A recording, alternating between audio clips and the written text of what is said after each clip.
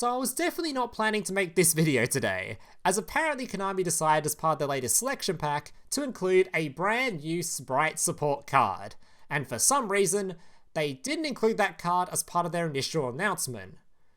Despite it being arguably the most impactful card in there, outside of maybe the Bystials, as not only is it Spright support, but it's also Tearlament support.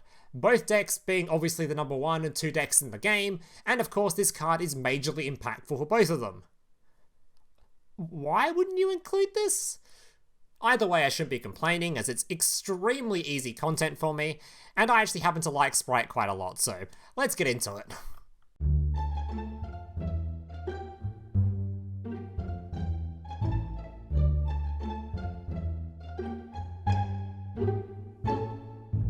So here's today's deck list. Now just a reminder before we get to the deck list, if you guys are enjoying today's video and want to see more content just like this one in the future, especially if you're a returning viewer, so apparently about 35% of people watching this or even subscribed to the channel, means 65% of you haven't even clicked that button yet. So if you guys are enjoying this kind of content and will see more videos just like this in the future, I do have a spring video planned for tomorrow, so if you're interested in seeing that or more future videos from me, remember to leave a like on this video and consider subscribing to the channel down below. Alright, let's get into this deck list. So I know what you're probably thinking. What is exactly new about this deck list? Because I don't blame you. This entire deck list looks almost identical to some of the other top tier Spright deck lists you've been seeing for God knows how long now. Because essentially, it is the exact same deck list, but with a small upgrade. Similar to how we just added the Melffy package in here of just 2 cards, we've now added another small package of just adding this one Nimble Angler, and of course the brand new card, the Spright Sprind. This card takes 2 monsters including level, rank, link 2 monster, and just like your Spright Elf, it cannot be used as link material the turn it is link summoned, which doesn't matter too much, as we just use this guy to go in Gigantic anyway. You can't use one of the following effects once per turn. If this card is link summoned, you can send one level 2 monster from your deck to the graveyard. If another monster is special summoned while this card is on the field, except during the damage step, you can attach one material from an Xyz monster you control, then target one monster on the field, and return it to hand. So the second effect is pretty cool as it allows you to remove some of your opponent's stuff, but the main effect of this card is actually just the first effect, which allows you to have a free Foolish Burial. So this is really useful because obviously we can send Nimble Angler to the graveyard. If this card is sent to the hand or deck to the graveyard, you can special summon to 2 level 3 or lower Nimble monsters from your deck except Nimble Angler. And of course, Spright already plays Nimble monsters. We're playing the Beavers. So obviously you know what Beavers do, they summon to the field, they'll summon out another Beaver, which is pretty damn good because Beaver can actually summon from the graveyard as well, meaning playing 3 Beaver isn't even a brick, even if you are summoning 2 from deck from the Angler. So the whole point of this sort of combo is just to generate a lot of advantage, because normally when you do your standard Spright play, you'll go into your 2 monsters, you'll go into your Gigantic, but now you can go into your 2 monsters, go into this Spright Sprind, which will then send your Nimble to the graveyard, summon out 2 monsters, and all of a sudden you started with 2, you ended with 3. So you've got an extra card out of it, which you can then go into your Gigantic, and have that one extra card worth of advantage, which if you're a Spright player, you'll know can mean the world on what sort of end board you end on, especially if you want to go for having your double negates of your Spright Red and your Spright Carrot, rather than having to make a decision of going for one or the other, or just ending on something like an IP Masquerena and having one extra card on field to actually use with your Masquerena, or one extra card on field to use with your negate with your Carrot, because if you don't have that one extra card, sometimes you have to tribute off things you don't really want to tribute off to negate certain things, so it's actually really, really nice. As for the rest of the deck list, it's just all your stock standard typical Spright stuff, so yeah, without further ado, let's get into some replays. Alright, so today I've got 2 replays to share with you guys, both of which were only recorded in Platinum, so I do apologise for that. I haven't exactly played that much Master Duel this month, so yeah, I do apologise for that, and it definitely shows in this first replay, as my opponent was playing rid of a suboptimal deck list to say the least, but that doesn't matter as the first replay is just showing off the standard end board using this brand new card, and the second replay is a bit more back and forth, more of an entertaining replay, still using the brand new card, so yeah, let's get into it. Now, yeah, I've only got 2 replays to show you today, simply because there's no real point in me showing you like 7 replays when there's only really 1 new card and 1 new sort of interaction to show you guys, so I didn't think there was a whole lot of point in it. So I've just brought 2 replays, it's going to be a bit of a quick video, so yeah, hopefully you guys still enjoy it anyway. Alright, so first thing I'm doing is normal summon my Carrot. Now, by the way, you'll notice there's this interesting new stats showing on screen for the cards. Let me know in the comments if you want me to keep that turned on, as I can turn it off in the settings, I believe. So if you guys do enjoy those stats during the replays, I can still keep them on. They're just showing sort of win rate stats and play rate stats of the cards for the entirety of the game. So you guys probably enjoy that. If you don't, let me know and I'll turn it off in the settings menu. So let me know. Because that's new. I only added today, so. Alright, searching my Jet, summoning my Jet. Jet searching for my Starter.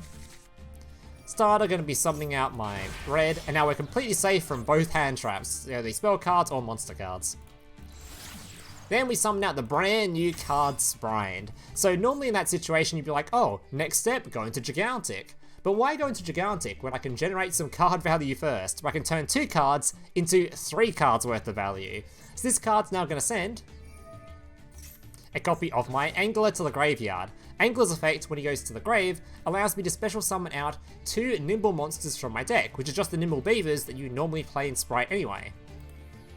So Angler, then I'm going to summon out my 2 Beavers, and there we go, we just turned 2 monsters on field into 3 monsters, so now I have even more resources before going into Gigantic, which is the main use of this Sprind.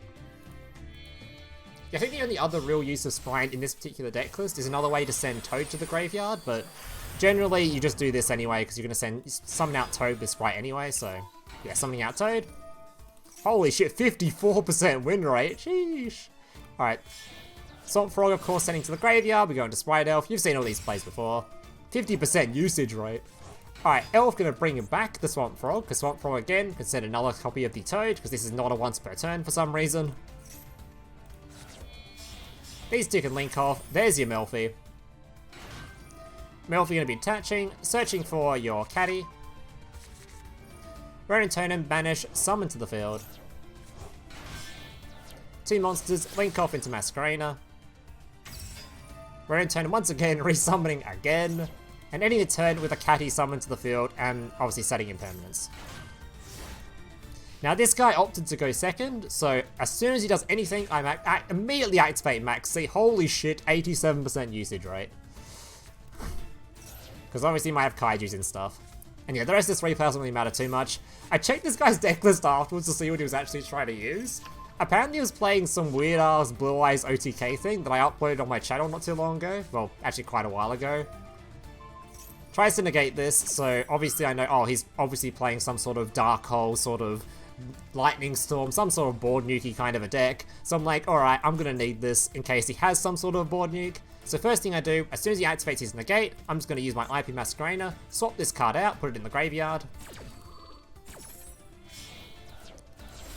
Bringing out my Knightmare Unicorn, which now of course gives me an opportunity to use Spright Elf, bringing back my negate. So now, even if he has a Dark Hole or some sort of board nuke, I'm completely safe from it. On top of course, still having my negate from Red, having my Melffy Catty be able to return to hand, bring out my either of my 2 synchro monsters, whether that be my negate or my return to hand or my floodgate, of course. And I still have the Imperm set, so this guy was pretty doomed. Yeah, he was playing some sort of Blue Eyes OTK thing with a billion ass board nukey board nukey stuff and whatever else, so. Alright, so this replay is going to be much more of an exciting sort of back and forth replay rather than just turn 1 board setup. I think I even get Maxx and have to pass turn 1 here. Alright, so first thing happens, I have to normal summon my own Maxx because I have no other level 2, so really kind of a rough starting hand. We drew evenly, which is obviously not very good going first. He then activates Havness, and I'm like, holy shit, I do not want this thing to go off. By the way, that was a 43% usage rate, by the way. 43% of the game's using Havness. My god. Activate Ash Blossom to use on this, because I don't want him milling, I don't want him doing any disgusting stuff during my turn. But unfortunately, he definitely baited my ass, because he's now able to activate Maxx. Surprised he didn't use Maxx as soon as I know my, thingo. Apparently he was just a massive beta. Thankfully this does mean I get at least 1 negate on field though. Sending Imperm, passing the turn. He summons this thing. Yeah, this was the most interesting Telement list I've seen in a while. Summons out the Gizmek for some reason, that's in his deck. I'm like, alright, sure, whatever. Kaiju's my negate, sure. So I was like, oh my god, he's playing some going second sort of a deck. So it's going second Telement. games on motorcycles! Ignore that, that's my alerts. Oops. Alright, pops his own kaiju. Sets one and passes. Wow, what a sick turn. It literally just... I don't even know what to say about this one. Sick turn. Alright. So I'm hoping on a top deck now. Any level 2 will be at least some sort of a play. But we hit the best one. We hit Swap Frog.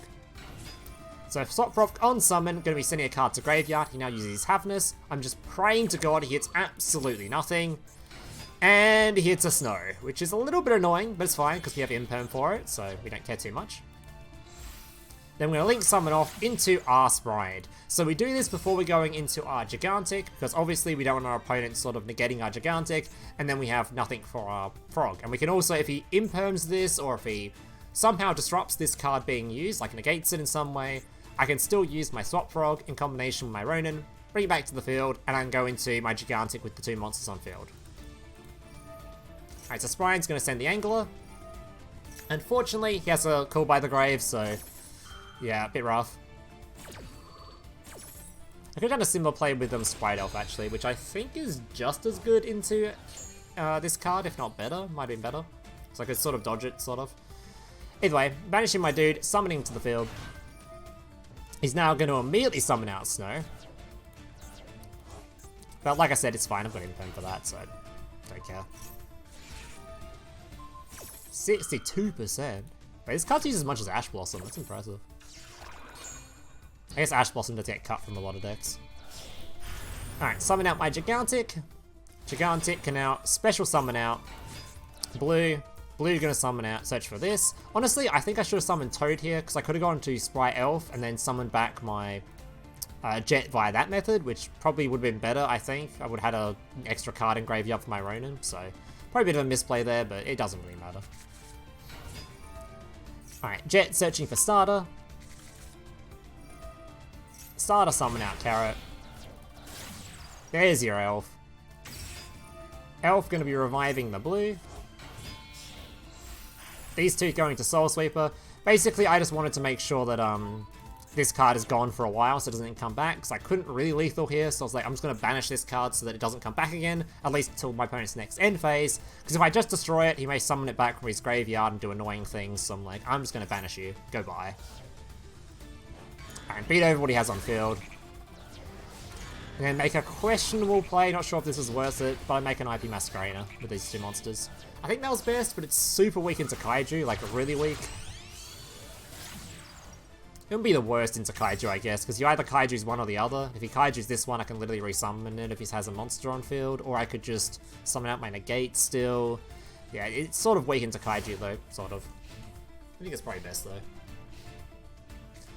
Alright, sets one, then he tries to end his end phase. I use both of these. This was actually a misplay, or a mistake. I was actually just trying to use Spright Elf, but I just clicked yes by accident. Was like, oh, guess I'm using Masquerena as well.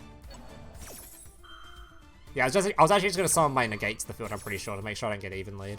Actually, no, I wasn't even going to do that, because he wasn't going to evenly me when he set a card, so I was just going to search, do exactly this, just not do this Avramax play. Not that it matters, Avramax is a pretty good card, so whatever. Alright, grabbing my Jet. He gets his monster back, but thankfully it's not a quick effect, so I don't care. Not a quick effect pop anyway. And from here, the game is hella over, unless that trap card is something absolutely amazing. Alright, summon out my Spright. Summon out my Frog. Frog sending another Frog. Ronin, banish. There's my Elf. Elf, summon out. Bring back your Carrot. Banish. Yeah, now we're just going to banish this dude on the field. We've already got a Negate for the back row, so we don't really care about it. And he is just giga dead on field.